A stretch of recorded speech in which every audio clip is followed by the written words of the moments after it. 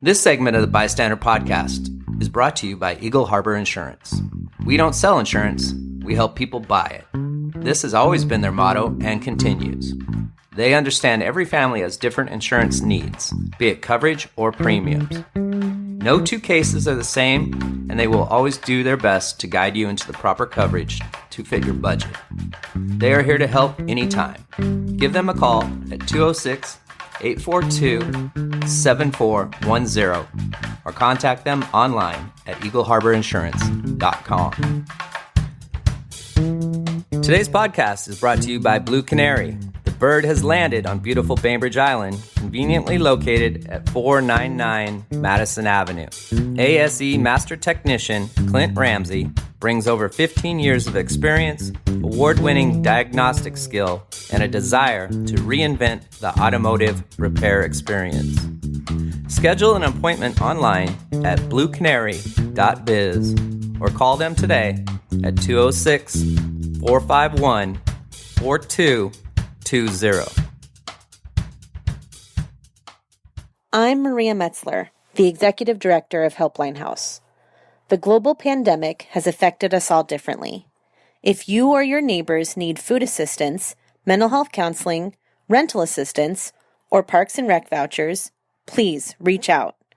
Helpline House can help in many ways.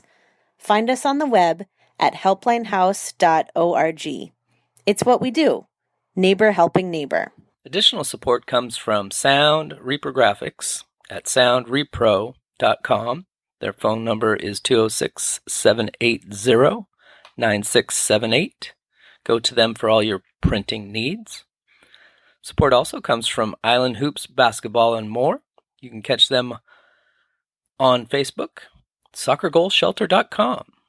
Soccer Goal Shelter's new product, the Slim Shade, is the most efficient and economical sports team shelter on the market today. It is lightweight, compact, and assembles with ease by one person in less than 2 minutes.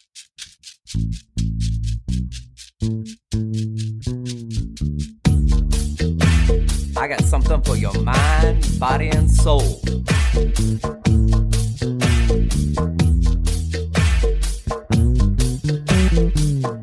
I got something for your mind, body, and soul.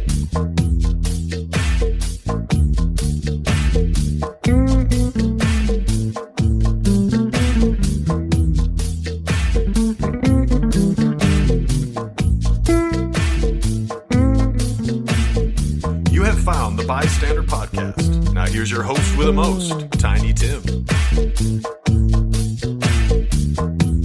What's cracking, Podcastville? You found the B.I.Stander Podcast. Today, my guests are Miles Bell, son of LeRoy Bell, and my son Vincenzo self here. How you guys doing? Good. Really good. Miles, it's good to have you back and get to meet you and talk to you a little bit. You just graduated from Seattle U. Congratulations on that. LeRoy, Thanks. Congratulations on your best achievement ever, getting your son through college. Pretty impressive.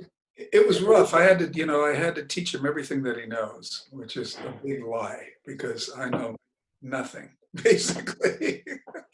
Well, Vinny, with the coronavirus, school got cut short, and for you as well, Miles. But lending support through the tech world and through the school system, I found 7th grade to be very hard. And it's a whole nother way of learning. And Miles, you got a great education at Seattle U, and Vinny's getting some top-notch education now. School system's really evolved, and I'm proud to have my son living in an educational system like this. Miles, tell me the secret how you got through college. I guess just it sounds corny, but I guess don't give up, because no matter what, everybody's you can always figure out a way, and you'll always get through it, and you'll always get through the assignment, even if it sounds hard, or the test or whatever. And at the end of the day, you'll make it. You'll graduate. Same with high school. So. Where'd you go to high school? Don't give up. I went to high school at Edmonds Woodway, which is in Edmonds up north. About 25 minutes north of Seattle. So Is that a 3A or a 4A school? I couldn't even tell you. I want to say 4A or 3. I don't know. It's got like maybe 2,000 kids, close to 2,000 kids. So. Find your high school experience to be good? Yeah, it was really good. Well, I went to that school for IB originally, so like a different set of classes, I guess, than normal. But aside from that, the school was really good, and it was a positive experience. Learned a lot, obviously, like as a person and academic, hard skill wise. So, yeah, it was a good experience. You got to do some internships while you were in college? Yeah, actually, I'm interning right now for T-Mobile. I do like data, business analytics type of stuff, back-end stuff, working on their website right now for community and support websites. Anyway, last summer I interned for Boeing, and the one before that I interned for Pemco Insurance, if you know what that is. Yeah. Yeah. So internships, I would say, are a pretty important experience. So LeRoy, you got somebody to lean on right there. Yeah, he's really been a lifesaver as far as all the, Instagram, the Facebook stuff. I'm really, I'm a product of the old generation. We didn't do any of this stuff. Whereas as people like Miles grew up in it when it was developing, and then of course your son, he's growing up right in the middle of that. So that's going to be natural for them. For us, people that are older, it's like trying to learn a brand new language, that we don't know, and it's a lot of us tend to dismiss it, and that's the wrong attitude. I mean, we've got to we'll never be great at it, I don't know, but we've got to realize that it's a part of the world going forward, and we have to be a part of it if we want to stay somewhat current. And Miles, when you picked data analytics, you probably had to do some statistics classes. Were you thinking that data kind of is the wave of the future? Because it seems to be data mining is all over the place, and people's email lists and data information is very highly sought after. That give you consideration why you took that path? Yeah, for sure. I was actually my major originally was finance. And I got a little bit annoyed with finance because at least the major itself, it didn't really teach me any new hard skills that I was missing out on. And the subject matter was a little bit boring, to be honest. So I switched it to be my minor, and then I made the business analytics as my major. But definitely also seeing how things are going in the world right now, and seeing, I guess, the next steps for technology in our era, it seemed like an important thing to get to know. And I wanted to challenge myself too, because I'm naturally not too good at math. So it takes me longer to get those concepts. But I challenged myself and it worked out. So, but you're right. I would definitely say that today's climate was an indicator to me of why it's important to look at that stuff. So yeah, you're really close to Chaz and Chop there, the Capitol 11 protests. Can you tell me a little bit about your viewpoints about what it's like living around there right now? Yeah, I actually went and visited a couple times when it was still Chaz. Yeah. At first, I don't remember, maybe 3 weeks ago now. And I think it was like a really important community move to be able to have an area where people can, I guess, voice opinions, hang out and have like open dialogue and discussion without feeling threatened or anything like that. And it definitely gave the podium over to a lot of like local people who were able to express important viewpoints. I don't know if you saw, it was trending on like social media, but they were having like looping on a big projector, the 13th, I think, or something like that. I think that's what it is. It's about like the privatized prison complex and like systematic racism and how it plays a big role in locking people up, I guess. And they were showing that for free there, so people could go and like watch it, maybe that didn't have access to that type of thing. So I do think it's really important to have something like that. I know there's some bad stuff that I haven't read into it, but that happened recently there. But aside from that, I think it's important, yeah. LeRoy, same question. How do you view what's going down at CHOP? Well, I noticed that it has gone through some changes, but originally I thought it was kind of cool because it was letting people, express their different opinions, and without the police hovering over everybody. A lot of times, even if police are well-meaning, just the sight of police will endanger or put people's backs up, thinking right away, this is automatically a hostile a situation. Whereas when they're not around, people tend to relax a little bit more. At least I know that in a lot of the communities of color, when they say policemen, they don't have a real good track record. No. And so right away, they see it as a confrontation, and sometimes it becomes a self-fulfilling prophecy, one little wrong word here, one little thing, and things escalate. And so originally I thought, this is kind of cool, it's a free thing. But, whenever you get that many people together, even if it's an expression of freedom and free speech or whatever, you're always going to have somebody that's going to try to take advantage, or an instigator or what have you. And it didn't surprise me that something bad was going to come out of it, meaning the bad might be a tiny little bit, as the whole is a great thing, but people tend to focus on the negative, right, a lot of times. So it just did, to me personally, it didn't seem like there was an end game for the protesters or the city. It just kept going on and on and on, and it seemed to lose a bit of meaning here towards the end. And yesterday, they came in full force and cleaned that all up. But what happens today going forward is a big question in my mind. Yeah, I don't know. Yeah, there's no doubt in my mind that the whole the concept of policing and all that needs to be re-examined, and not just in Seattle, but all over the country. And it's just I'm just seeing some graphs lately that just shows the amount of money that's put into policing, as opposed to healthcare, as opposed to all these other things that it's just unbelievable. It's crazy. We're just spending money, throwing money into creating confrontations. When you take care of people, you have less confrontation. We don't need that. Right. And so I think if we can address that, we can make the country a lot better, a lot safer for everybody. Mm-hmm. We spend a lot of money on the military as well. Exactly. Well, it's the same concept. You know what I mean?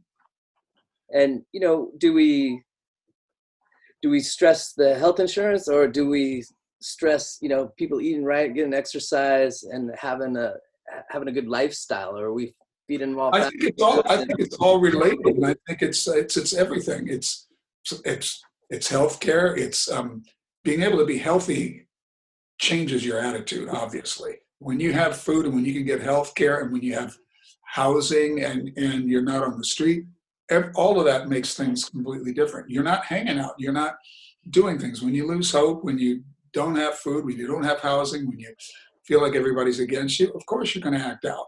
And then right there, you've got all the police right there to help you act out a little bit more. It becomes it's a vicious cycle, and we can break that cycle. Yeah, I think we need to include love in there too. Yes, most definitely. All right, Miles. What's next? You've graduated college. Do you have a sense of urgency, or is it time to take a vacation now? Well, I feel like it's time to take a vacation for sure. It's kind of hard. Obviously, right now I'm working, and then travel is with everything going on. But my friends and I, we want to do for sure like a vacation soon, if possible, maybe like holiday time for 2020. But I guess just now is around the time that we normally would do like that kind of thing. But obviously, given the situation, it's hard to travel, and you don't want to expose yourself to some unnecessary danger. So. Oh, hey! All right. Here we go. Right on. Okay. Can you guys see me okay now?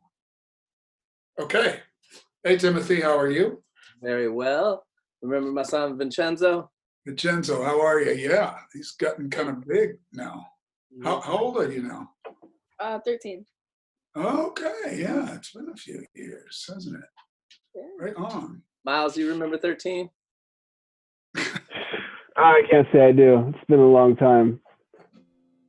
Yeah, don't know. I mean, that's like what, 8th grade or something? Yep, going in 8th grade next season. Yeah, I don't remember. Well, I remember him being 13. Yeah, it was.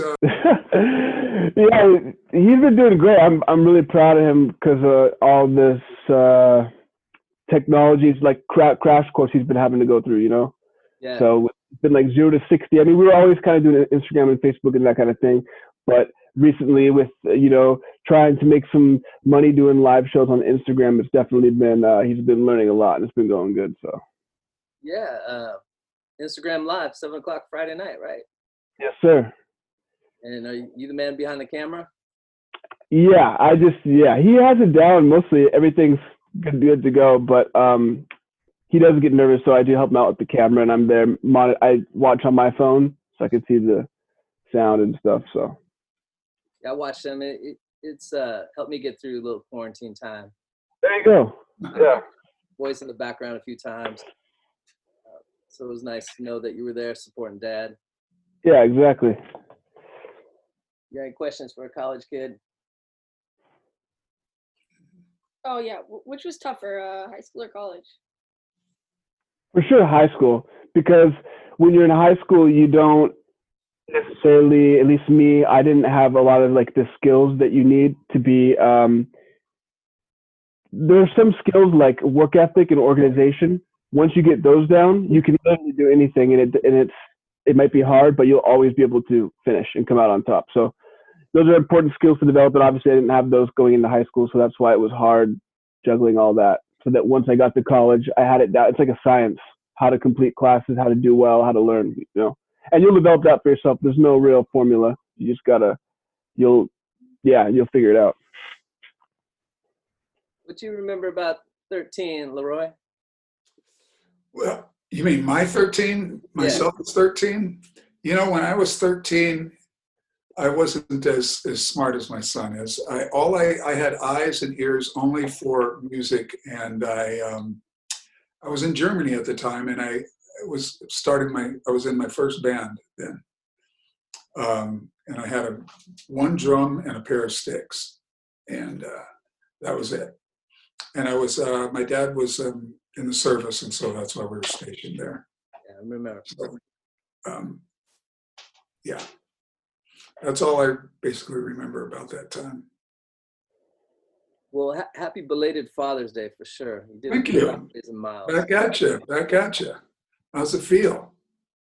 I'm working on it. I mean, I really think he's a better man than me. He's starting out strong.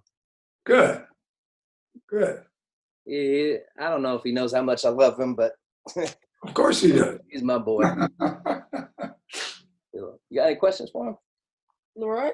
Yeah. Yeah, I had a question I came up with. Okay. Did you, all throughout life till this moment, Mm-hmm. was there anything else you wanted to do besides music? Was there another hobby, fashion, or something like that you wanted? That's a good question. There's a very simple answer: no. I didn't.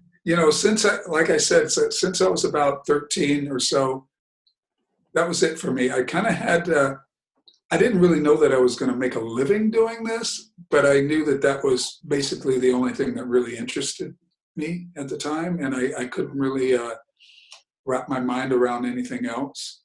And I think that's kind of going forward. I did whatever I needed to do with that in the back of my mind, that's what I wanted to do. Miles, did your dad force a guitar on you as a kid, or violin lessons, or piano, or anything like that? Yeah, piano. You said no. I said yes. Yeah, piano was a forced thing. A lot of my other friends, though, growing up, had some instrument, like whether it was piano or violin, that their parents made them do. But yeah, it was piano for me. And then also I was in concert and then jazz band all throughout high school, and I played trombone. All right. You're a slider, huh? Yeah. Yeah, he had a pretty tough high school there for a while. Was pretty tough because I didn't really realize how tough we were making it on him, because he was doing jazz band and he had to get up at 5 something in the morning because the jazz band curriculum was 0 hour. He had to do that before class. And so, then with his homework and then practice afterwards with jazz, and then he'd get home and he'd be up sometimes till 11 o'clock doing homework. Yeah, school's hard. Yeah, so high school was a lot harder, and like he said, was a lot harder on him than college was. But after, like he said, he got those skills down, and then college was, not that it's easy, but in a lot of ways it was a little easier than high school. Also, it's ridiculous to me that in high school, you have to go to school for like 6.5, 7 hours a day.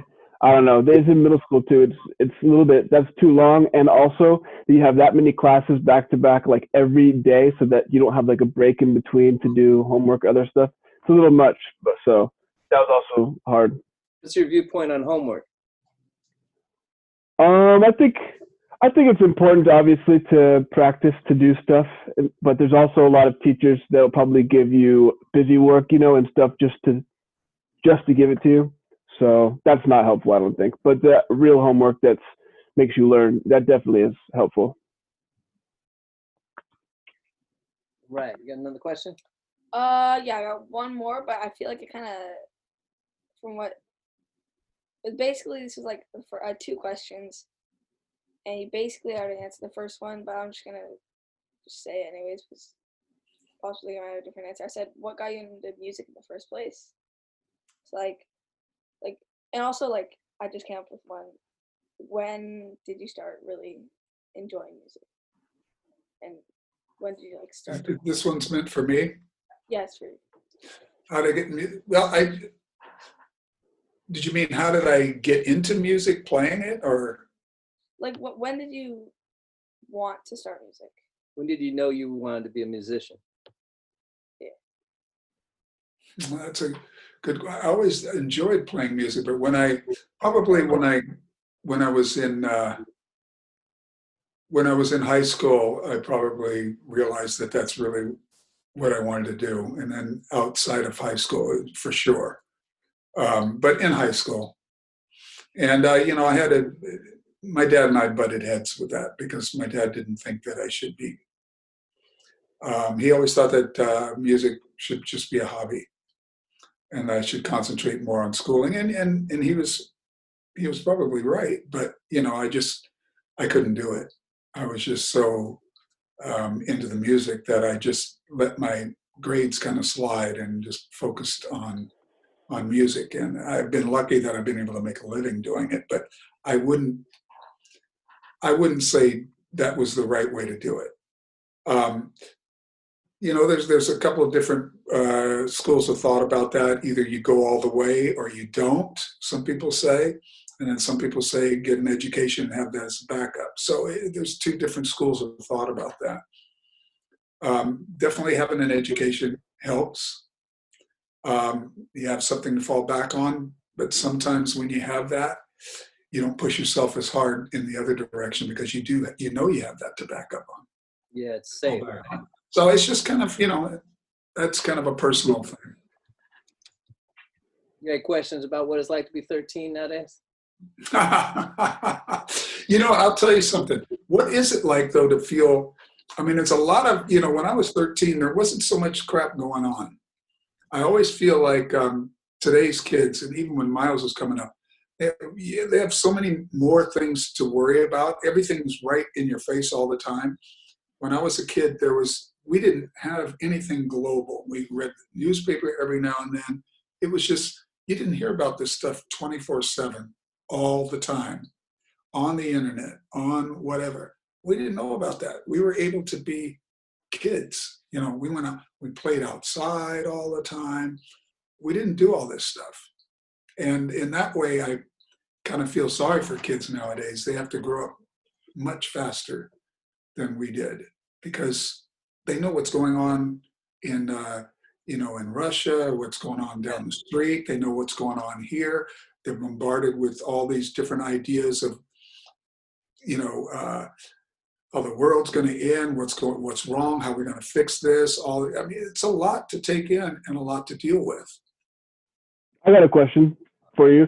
What is it do you personally like stay in tune, I guess, with what's going on? Like I guess, do you read the news? And if so, what outlets like do you use, like Instagram, or are you looking at Twitter to get that kind of information? Well, I usually, like, it's part of school, like, teachers will base a lesson off, like, what was an article. Like, for example, in language arts, the New York Times, we'd have, like, a piece of paper and something, and we'd have to, like, find a deeper meaning about what the article meant. So we'd have to, like, study, basically, one of the articles that they put out every week. So it was pretty hard to, like, not see it. Yeah. But then, like, stuff that, like, at home on my own, like, I'd see my newsfeed pop up and I'd check it occasionally and stuff. When I'm scrolling through Instagram, like I could see that stuff, but Sure. you definitely know about it. It's not something you can just like not. Yeah. Because there's so many other like media platforms where people just talk about it. So yeah, and you know the thing about the news that we get is also we tend to live in our own bubbles because the news is all tailored to our individual likes and what we've been shown to by all this data mining to view, to look at. And so in a lot of ways you get a lot of information, but you might not get different views unless you go looking for them. Otherwise, everything is just compounding what your beliefs are. Yeah. I know, Miles. I get my news from TikTok. There you go. Yeah. News everywhere now. I mean, like, that's definitely a hotspot for news. Yeah. You got any TikTok dances, Miles? No, I don't personally. I do have the app. I admit, yeah, I do watch TikTok sometimes, but no, I'm not a content creator, really. I don't. That's how Vinny started out, was creating, and I thought that was a cool idea and platform. That was when I was like 11. For sure. Yeah, way back when he was 11. It's still good. It's still cool to do that stuff. But it's just scroll, and watch other people. Right. Is that fair? Yeah. But I mean, it's enjoyable to watch other people's stuff because it's like, what are they doing? Because you already know what you're doing. Yeah.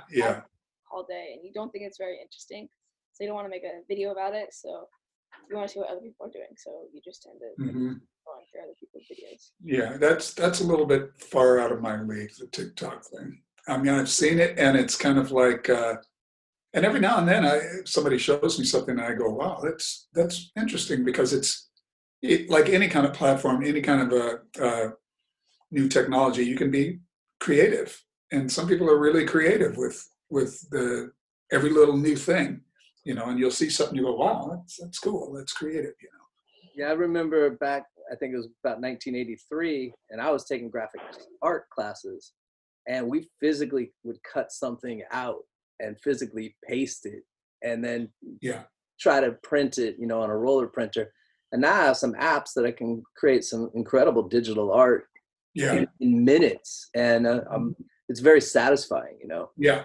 It's really evolved. I was the first in something in math. It was animation. So we basically learned of how people animate stuff, and we did like a little activity about how to animate, and we did like this short thingy. Yeah. Trying to figure out the density of an animation for his math class in 7th grade. I was just blown away. Okay, yeah, that sounds crazy already. How do you scale this? I don't even know where to start. I can't help you. Mom! Yeah. Yes. Totally agree. Crazy. Yeah. Miles, thanks for hopping on with us. And Vincenzo, thank you for hopping on. No problem. Happy Father's Day, belated. Miles, you got a hell of a dad. And thank you. I appreciate you bouncing on. Yeah, no problem. I'll hop off. That's cool. Stay safe up there on the hill. All right, man, I will. Have a good one, guys. All right. Talk to you later, Miles. Yeah. All right, Zoe. See you, Ben. Good to meet you. Stay strong, my friend. You too. Okay. Love you, Dad. Love you too, son. All right. Smart kid. Yeah, he gets it from his mom. That's what I always say. It's his good looks, his athletic ability, smarts, all from mom. Well, you got a bright young son yourself. Yeah, he gets it from his mom too. Yeah. I know. I think you saw Vinny about 2 years ago, but it was a short chat. Yeah, it was. I had to. It's amazing how fast people grow up, and it's always amazing to me is when you talk. It's nice talking to him because you realize how advanced these kids are at 13. I mean, and the stuff that they just talk about, and you're like, wow. For sure. Yeah, it blows me away, and I'm just like, I don't want to fail him on the daily. Oh, as long as you love him and support him, that's all we have to do, really. I'm the same way. It's like when he got to about that age, 13, 14 years old, Miles, I was pretty much done as far as helping him with a lot of work, schoolwork. Yeah. He had already passed me on a lot of that stuff, because I'm older than you are, and a lot of the stuff, they started learning it differently, and most of the stuff I'd forgotten. Right. So, is it I could oversee some of it and tell him if he'd forgotten something or how about this or that, but he couldn't ask me any direct questions about math or different things. I just didn't know. Right. Well, I'm impressed. You got him through it. Yeah. Thanks for doing that. I know it's not always on topic of selling music and stuff like that, but yeah, no, it was fun. You're authentic, awesome dude, and I appreciate it. So hey, G.E. Smith. Yeah. Bell, America. Yeah. Incredible. Yeah, it's been kind of a wild trip in the last year and a half, because when we first got invitation or inquiry on this, my bass player Terry Taylor Barton, which is G.E.'s wife. Yeah. She's also a producer and does some things out there. Songwriter too, right? Yes, right. And she contacted us about doing this portraits show out there that they do. They'll have a guest come out and then do a few songs, and then G will sit in, do some songs and talk and do some songs and that kind of a thing. And we thought, oh, that's cool. But at first, pardon? That's in Long Island? Yeah. Yeah. There's a couple different venues out there they do. One of them is called the Talk House, Stephen Talk House, named after this Native American guy that lived out there way back when. And they, and I was just kind of curious at the time, but since it was on the other side of the country, I was going, well, where'd they come up with us? How'd they hear about us? And then she had, I guess, heard me online, some of the stuff, and mentioned me to GE, and then they said, yeah, let's have them come out and let's do this. And one thing led to another, and boom. Oh, you're being too modest, man. She tracked you online, fell in love with you, told her husband, you got to hear this guy play. He's like, all right, I'll bring him out. And then yeah, well, we fell in love with you too. Yeah, we hit it off. It was kind of cool because GE was. I remember seeing him on TV in the Saturday Night Live band. Because I watched Saturday Night Live off and on through the 80s and 90s. I guess he was only there for about 10 years. I didn't know that at the time before that he was also on the road with Bob Dylan and Hall & Oates for many years, and all to the extent of what he had done, I didn't really know. I definitely remember the Hall & Oates years that he was playing the guitar. Oh, you did? Yeah. See, I didn't know that because I hadn't seen them live. So I went out. I was impressed, obviously, when I got out. He has skills. Yeah, he's got some serious skills, and super nice guy, real down to earth guy. That's what impressed me. Right? Yeah.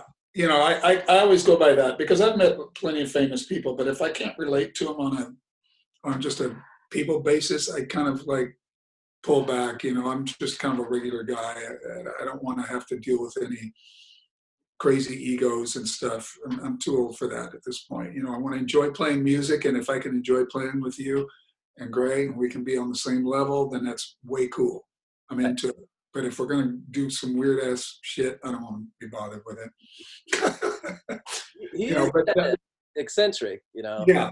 the long hair and the smoking and, Yeah. kind of being that porch kid that grew up, just playing guitars.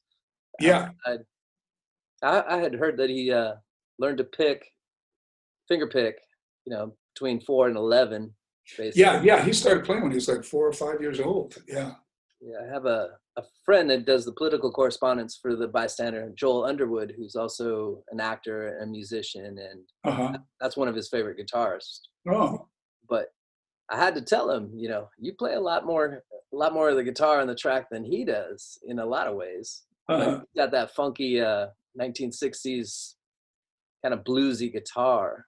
I guess my first question to you is, being a soul singer, what was that little pivot to more of a bluesy thing for you? Well, I've always kind of fluctuated. When I was growing up, I've played everything from rock and roll to blues to soul to everything. And I've played, I've been in bands. I've actually played in a country band one time. I played drums. I was a drummer for many years. And so I played pretty much every kind of music. I never really played hardcore jazz or what do you call it? Polka music, but but pretty much everything else I've played at some point and enjoyed it, So rock and roll wasn't really a far stretch for me, or blues. And soul is, soul and blues aren't that far apart. No. At all. And they're in you or they're not. Yeah. Yeah. So it was kind of fun, So let's talk about a couple of the tracks on there. Okay. Well, first of all, basically, Taylor, his wife, enjoyed your sound, your voice. Went out there. EG got this, or GE. I don't ever want to say GE because it's General Electric. Yeah, that took me a while too. GE said, "Let's just go to the studio and start laying some stuff down," right? Well, here's what we went out. We went out there and just going to go rehearse with him about stuff we were going to do. We were going to do a show in August, and we got out there this is like January of 19. Yeah, this is a year plus. Yeah, and we got out there, met, hung out a couple of days, and started the next day. We just started sitting around and playing some songs, and I had just written America like maybe a month or so before that, a couple months before that.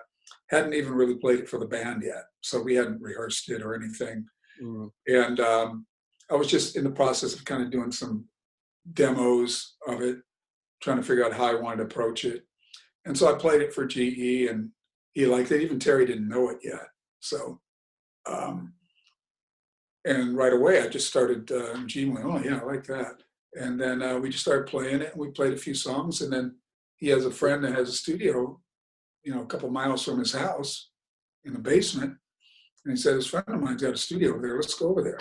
And so 2 days later, here we were in the studio, we were cutting the track, and it just came together. And I was just like, holy shit, this is great.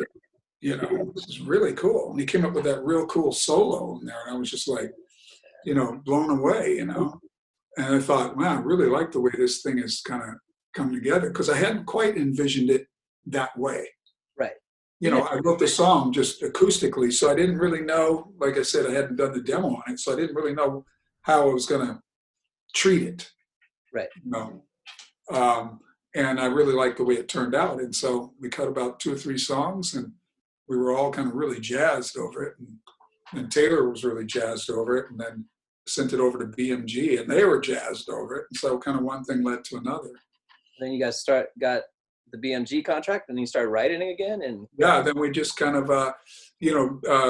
Taylor and GE already were friends with the BMG East Coast top guy, and he was a friend and a fan of theirs. And they told him about me, and then when he heard the stuff, he was jazzed and brought it to the rest of them. And then one thing led to another, and then we signed a deal. You haven't done an album for a long time, right? No, I haven't done an album. We did the last I hadn't done an album with besides a record company besides our own, right, with in quite a few years. I mean, done all the records that I did with Terry and His Only Friends, we just produced them all ourselves. right. Because the last major label deal I did, that was in 1979 with on A&M Records with Bell and James. Yeah. Did you ever sing It's Friday Night? I did it a couple of times with Living It Up. Living It Up. His Only Friends, yeah. Give me And some. but I haven't done it since. It's kind of funny because when G heard it, he went, "Oh my God, yeah, that song. Yeah, we got to work that up." I was like, "Oh no," you know. But probably will at some point. Sure, on the road again if we get back out. You still know it and how to play it? You got to. Yeah, I'd have to listen to it again. But yeah, I could pick it up again. But you know, I do that with all my songs because once I've written them, and if I don't play them for a while, I forget them. Yeah. So I have to go back and listen to them, and then it comes right back to me. But it just takes me to review them.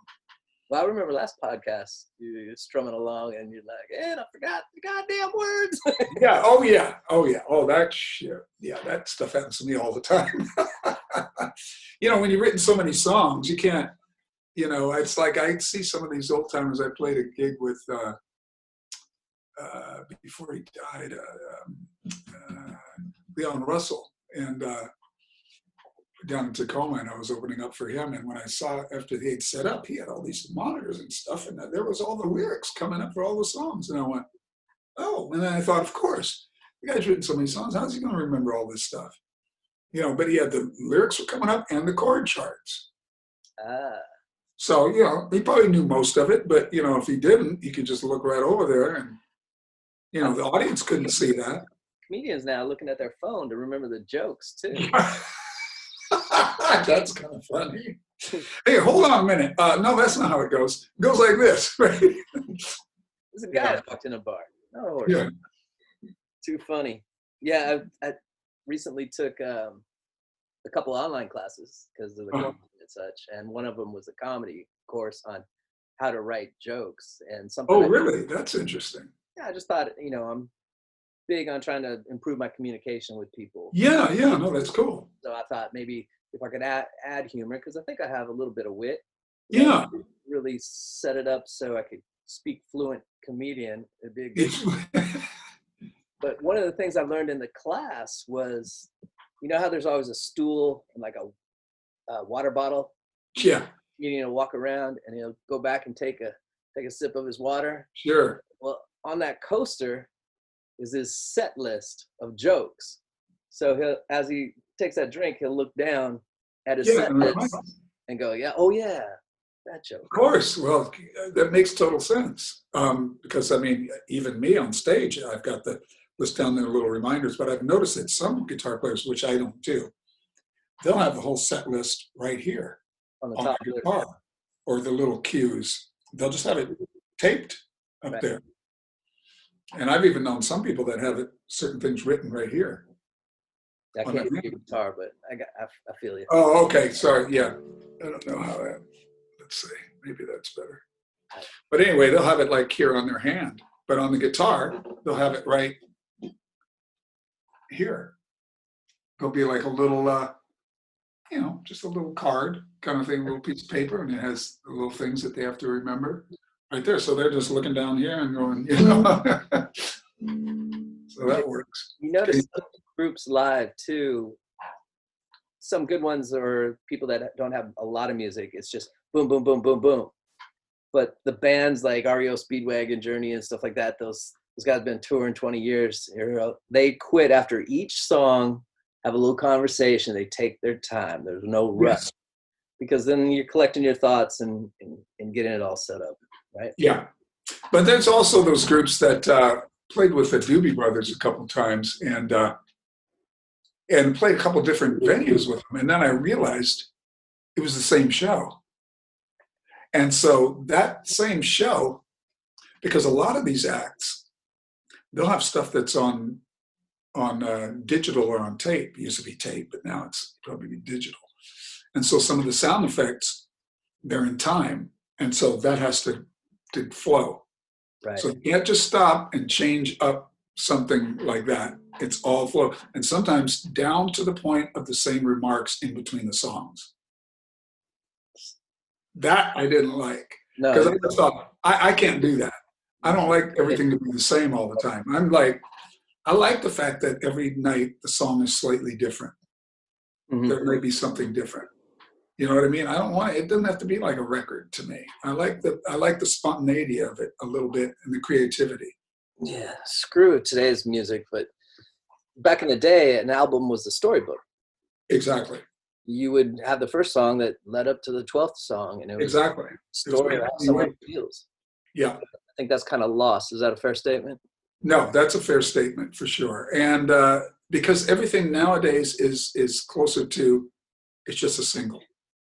Yeah. And like they can have no relationship to each other on the album. And yeah, you're right. Everything before that it was a concept, the whole thing. Now that doesn't really matter because so many people don't even buy albums. A lot of the kids, they look on you release the album. I mean, some do, but you release the album, they go to this song, I'll take that song off that album, and I'll take that song off that album, and that song off that one, and they compile their own. Right, Spotify playlists and that's all they do. Stuff like that. Yeah. It's spending $10, and I think it's really ruined it as a profession for musicians. Oh, it changed it completely. It's so different from back in the old days, and everything is condensed into 2 to 4 minutes of every hook and line that you can think of. Before it was all the mood and all, you could have a song that just had the mood just kind of ramping up before the vocals even came in. Now you better start that shit quick. Mm-hmm. And you better get it quick. You don't have the time. We live in a society and a day and age when the attention span is that short. That's why TikTok, I think, is so right now. And that's what it is. If you don't catch them within those first few seconds, you're done. Right. You're done. And it's forced songwriters like me and a lot of other people to rethink how we write songs. Because if we don't want to get left behind, we've got to go with the majority to a point. We've got to learn how to balance that. Yeah, but you got to be independent and authentic too. So exactly, it's a tough road.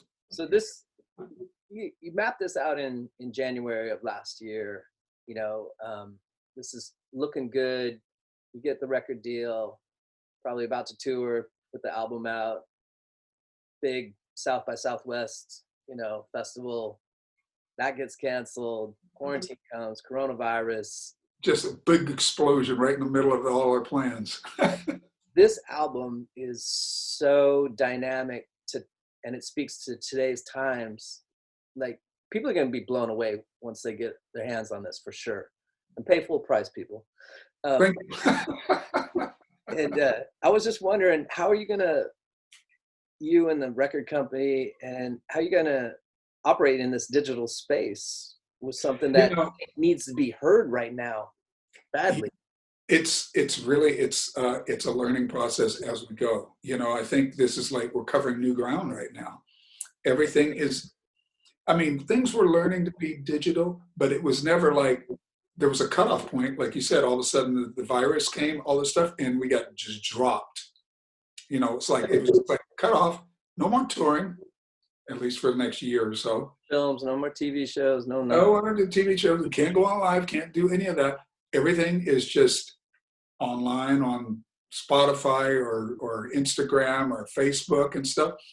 I don't know. I think it's a learning process as we go, and I just try to keep doing like my little shows and trying to keep sending out all these posts and listen to this, listen to that, and just trying to keep above the fray until we can actually start to tour again. It's set everything back, definitely. Yeah, I was going through some hard times with my mom, and it was nice to get a little fresh break from you and Miles setting up your little live thing. And it kind of started out really holistic and just kind of you doing your thing just to keep doing your thing. And you got to occupy your time in some fashion. And now the Instagram live feeds that you do, those are a highlight of my week in a lot of ways. Thank you. I don't get an opportunity to go see live music, and I'm not going to be doing yoga in my house, watching Instagram yoga or any of that stuff. It's just, I miss the gym a lot. Yeah, me too. I miss the social aspect of it. Just the social aspect of being somewhere where other people are and working out and talking a little bit and just, I know. It's that we forget how social animals that we are. We're just like all of a sudden like, and even when you're out and you're wearing your mask, it's not the same. You can't smile and go, hey, it's me. It's like you just kind of. On the flip side, a lot of people look better with a mask on. I guess that's a silver lining. It's also, your relationship, with my wife.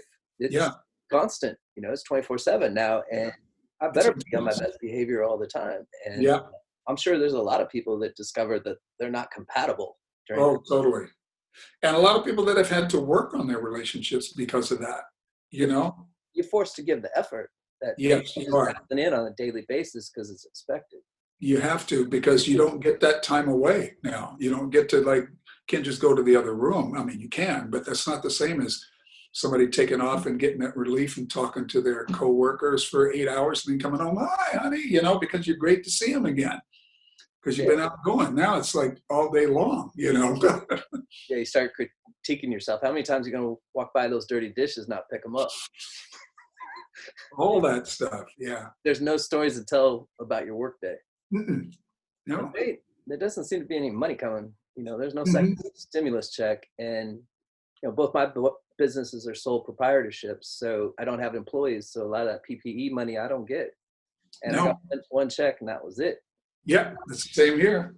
Yeah. I'm thankful I got, love, shelter, and food, water. Yeah, that's basically here. Same thing here. It's like all of a sudden I'm not playing any gigs, which is money, steady income. I'm lucky that I still have royalties coming in, so that's held me. And then mailbox check money, right? Pardon? The royalties, the mailbox check money every once in a while. Yeah, it's digital now, so I don't have to worry about the mailbox. It just goes into my account. But I still make money off of Friday night and Elton John stuff and just accumulation of all that. But it's not a lot of money, but it'll keep me from starving. Right. But it's much different than today's royalties, right? Oh, yeah. So you're smart, though. You make sure you get your songwriting credits all the time. Well, yeah, and I did this way back when you actually could make a decent amount of money songwriting. It's way before Spotify, and you were getting, half pennies on all these streams and stuff like that. Mm-hmm. You were making decent money. Now they're trying to change some of those laws, and hopefully they will, to where because music is free now, basically. Right. And that was just a big hit for all this songwriters and all us people that are creating this music, that you can just go here and download it for free. Hey, here it is, And music's a passion. It's a story, and the good stuff holds up in time for sure. Mm-hmm. Well, speaking of that, let's just transfer into Black is the Color. That is a song that has, 100 years worth of history. Yeah.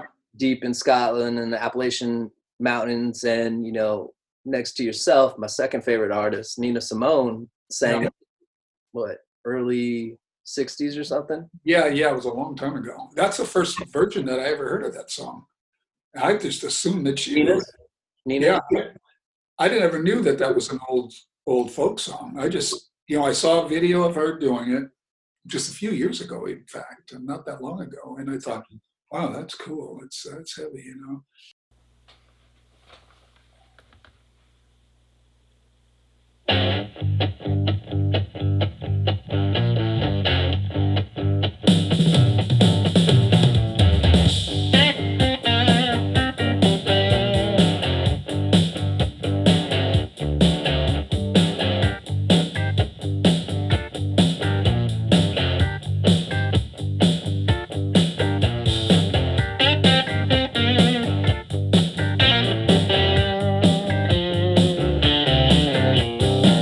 Black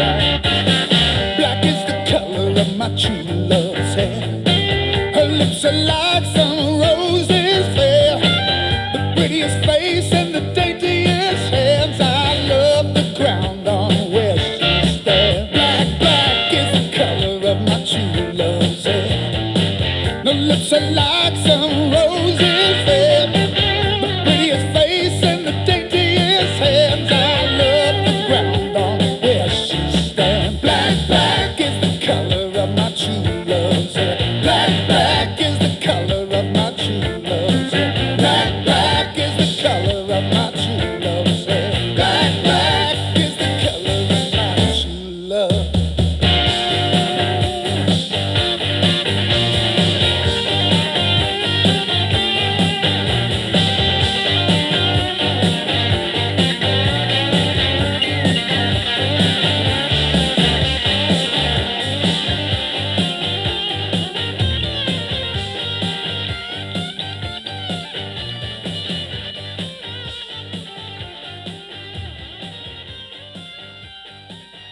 But I She, had no idea. I feel her in my heart every time I hear her voice. Yes, yeah.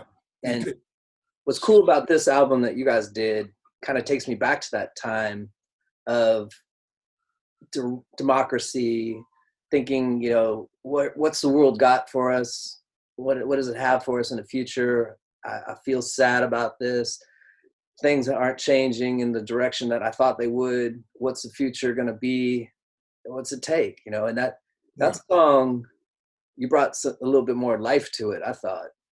Thank you. Life. And it's kind of sad that all this is going down.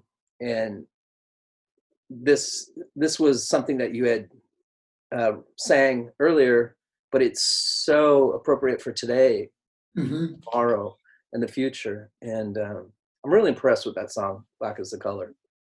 Yeah, that's a good song. Yeah, and that's kind of funny because that song being that old and the lyrics, and that's what I was talking about, the lyrics of it, that depending on who does it and how it's done, how it just transforms and it can mean so many different things. And the way, like I said, when Nina Simone did it, I just assumed that was her song. But I can see that when I look into it, that, okay, I can see how that could mean something else. I've heard that it was restructured musically in, I can't remember what year it was. I read a thing about the guy that wrote it, and they said, and it was because it was a folk song type thing, and it was musically not that great. Lyrically it was, but it wasn't as commercially accessible. And they tinkered around with the melody a little bit, and that made it a little bit better. And well, you crushed it. You made it gritty, a little bit more up tempo. Oh yeah, that was GE's version of the song, and I had nothing to do with that version of the song. When he played it for me, it was already like this rock and roll kind of a blistering kind of, and I kind of went, "What's that?" And then when he played it, and I was like, "Those lyrics sound familiar," but I couldn't place the song. And then he said, "No, it's an old folk song."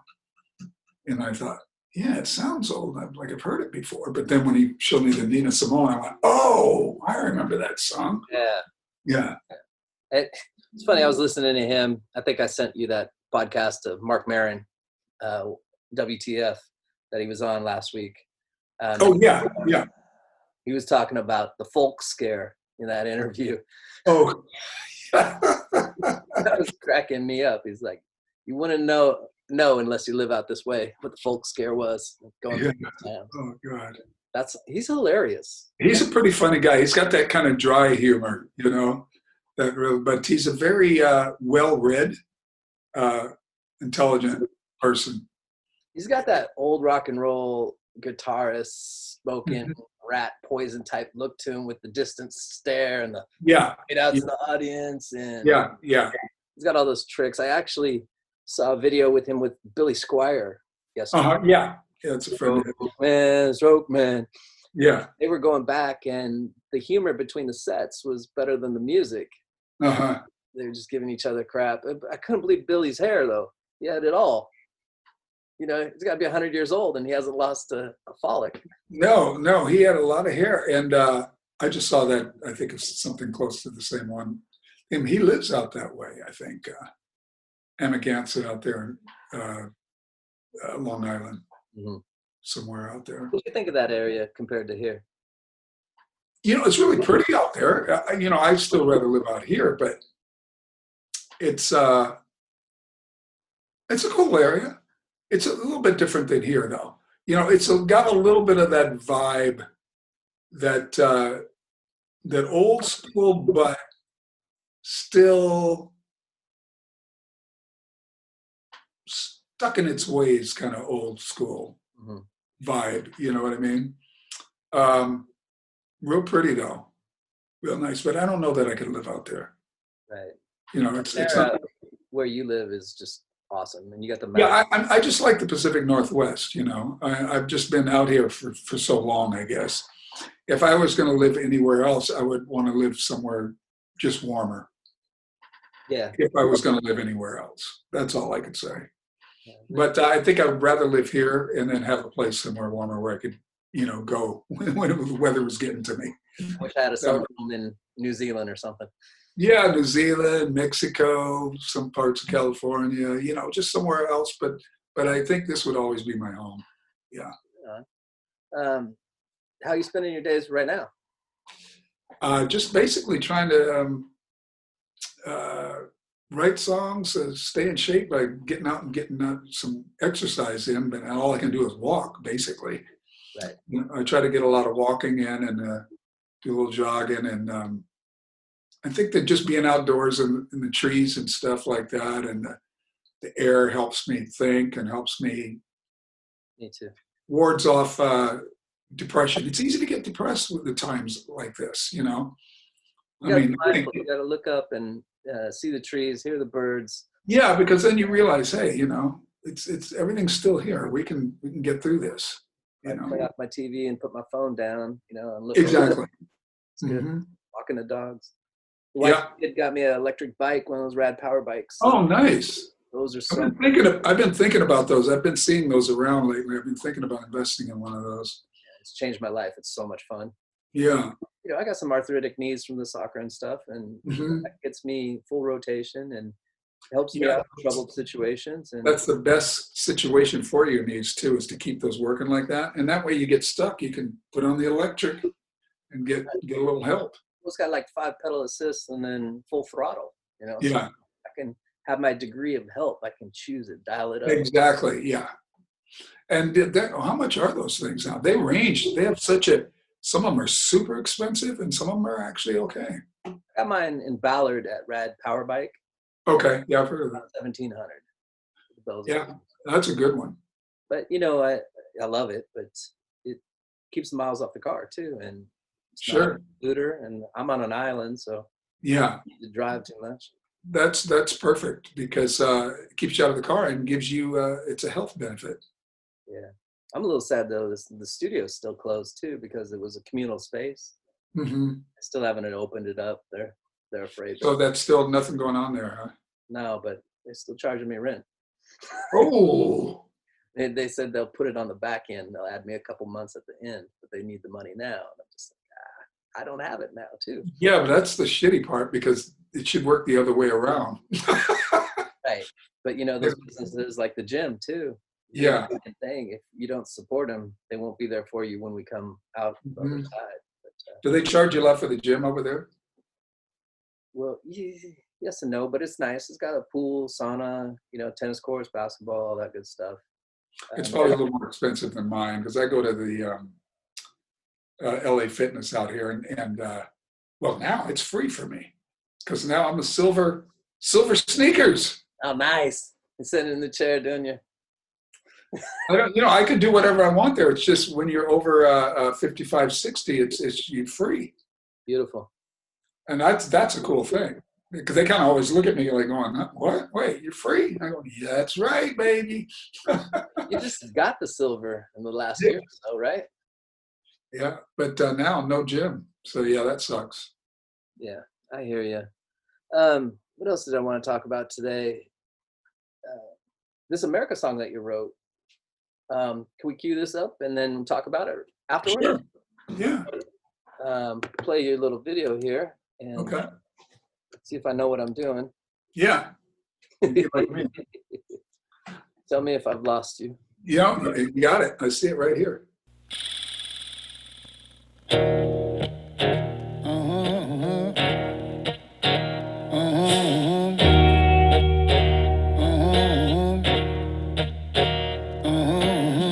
Sunshine in my eyes, birds sing lullabies. I can hear babies cry. Mama's hands are getting tired. No progress over here. They set us back 100 years. No dreamers anymore. Democracy is out the door. God only knows how I miss those days. She only knows how I miss the way we were. America.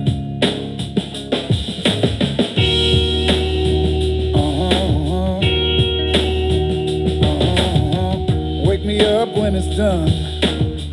When they block out the sun. And when they whisper the story. How the West was won. In the blink of an eye. And the mountain of lies. We were sold down the river. Your land and mine.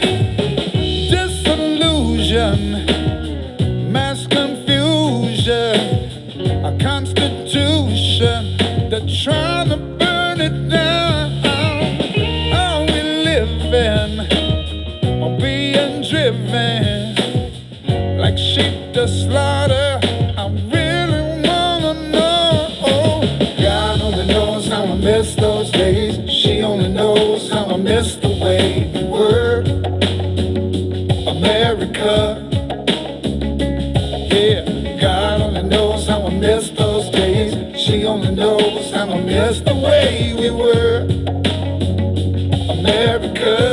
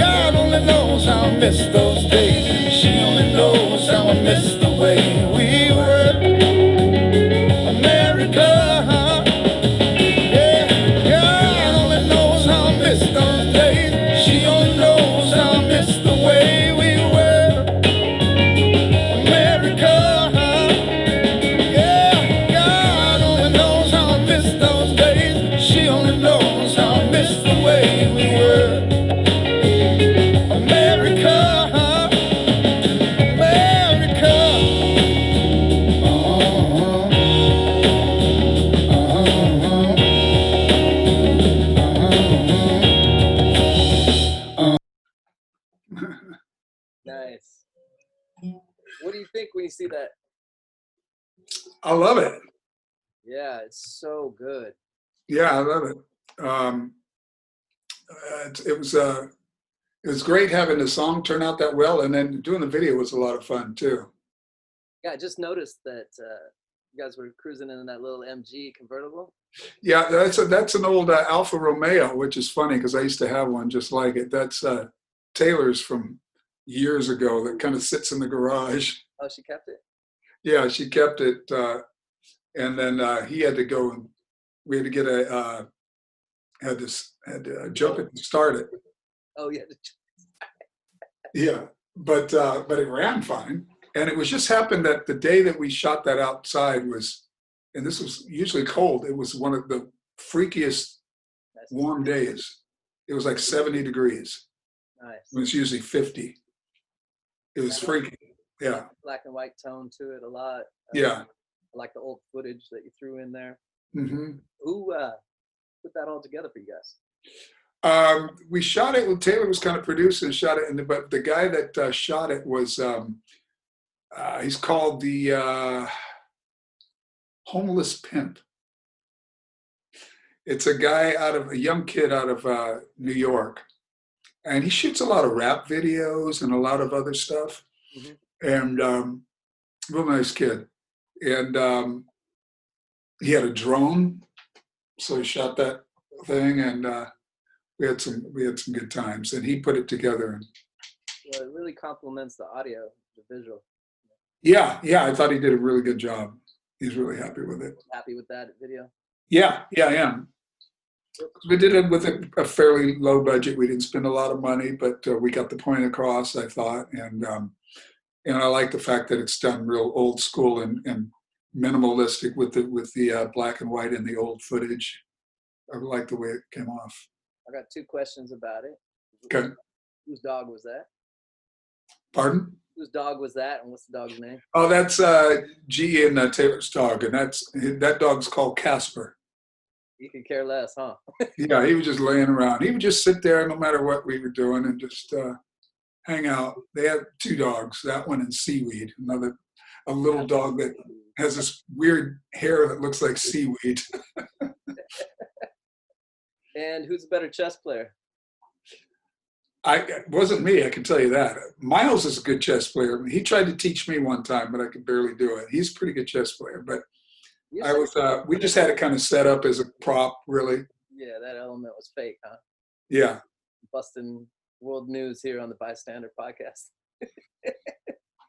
LeRoy didn't play chess. No, I'm no good. Checkers now. No.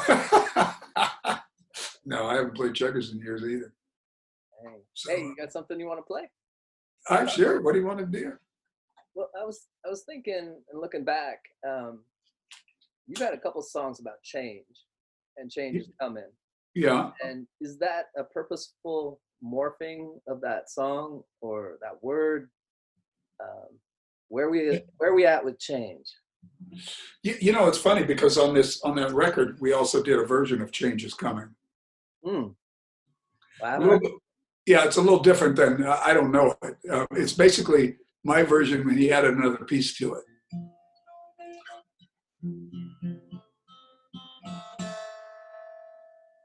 But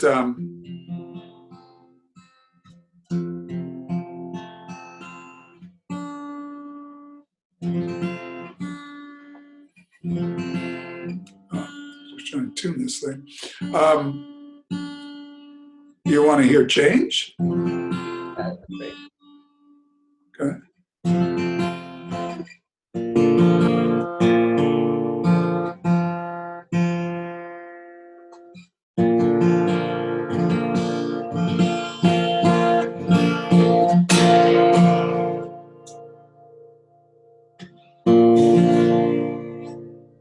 Quarantine, you got no roadies, huh?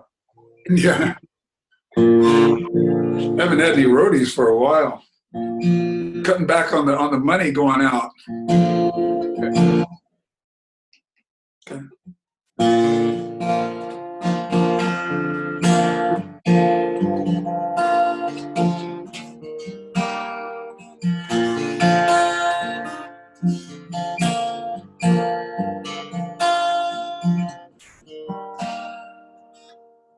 I'm going to do that again because it's not in tune yet. Thank God it's not live. Who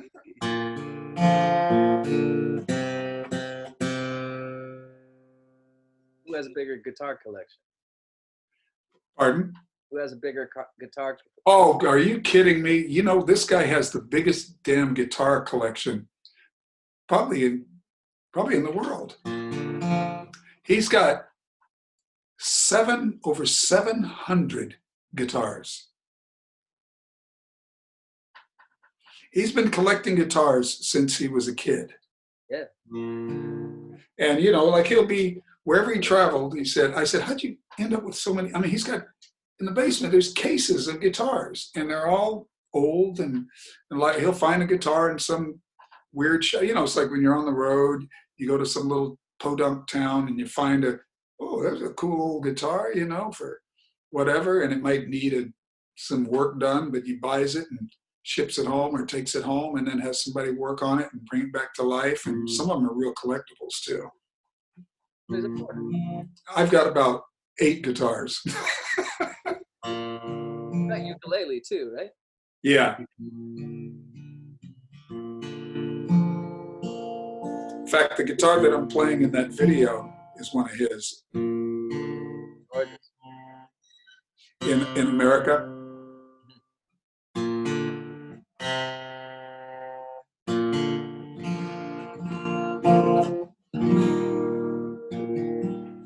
Okay.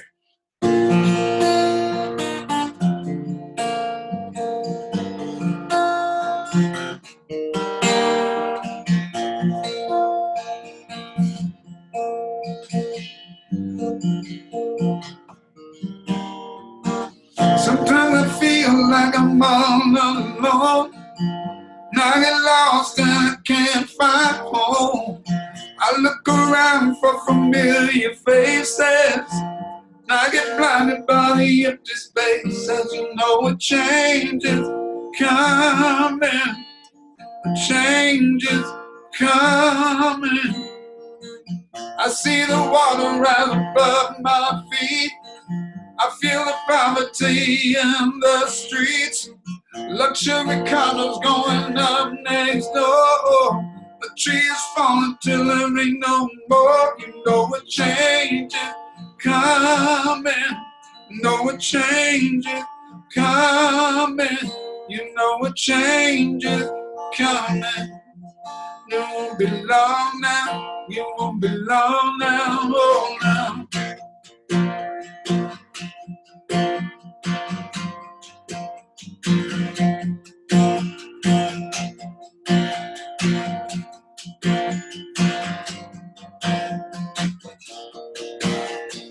I miss the days when our lives meant more. Not a number on the boardroom floor. Too many greedy people chasing money. I look around and now but it ain't fine. I see the lights go out in Hollywood. I see the ice now melting and good. There comes a time in every person's life. We gotta make that change, number what is right. Don't you know a change is coming? You know a change is coming. You know a change is coming. It won't be long now. It won't be long now. 'Cause it's the little things we do that changes me and you. It's the little things we say that changes us every day. We gotta come together for the children. Respect the origin of how we're living. We're not the only ones on this green planet. We can't just trash it down and leave it stranded. I see the ice melting and good. I see the clouds down in Hollywood. Yeah, we ought to come together for everyone. Respect the origins of what we've done. Don't you know a change is coming? You know a change is coming. You know a change is coming. It won't be long now. It won't be long now. Since the little things we do, yeah, that changes me and you. And it's the little things we say to one another changes everything we do. No, change gonna come. Yeah, change gonna come. Change gonna come.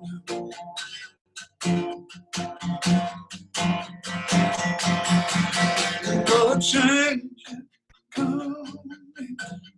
know a change coming. Know a change coming. Know a change coming. It won't be long now. It won't be long now. Won't come now.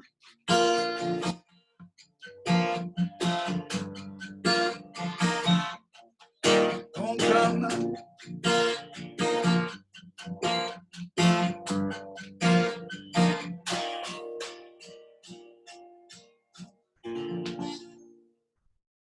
Thank you. Beautiful. Hey, what kind of change we need right now? Man, we got to re-envision this thing. You know, this is a massively, it's a great country, but there's just a lot of change that needs to go on to make this place livable for everybody. And I think that once we've done that, I know there's a lot of people that they want to keep things the way it is. They want to deny things that are going on because they sit comfortably. And you know, it's a natural thing that humans don't want to change things when they feel okay the way things are. And it's hard to make change, but when you make change and when you get through it, it's always for the better. And you see it and you feel it. And I mean, that's the way life is. You always make change. You've got to keep evolving. You've got to keep changing to make things better. Otherwise, it just gets stagnant and it implodes. And as a country, right now, we've just been the last few years going backwards. You know, I mean, it's just ridiculous. The idea that America isn't leading the world is so ridiculous right now. I was watching something on TV saying that European countries are opening up travel, except for to the United States. They won't let us go to their countries.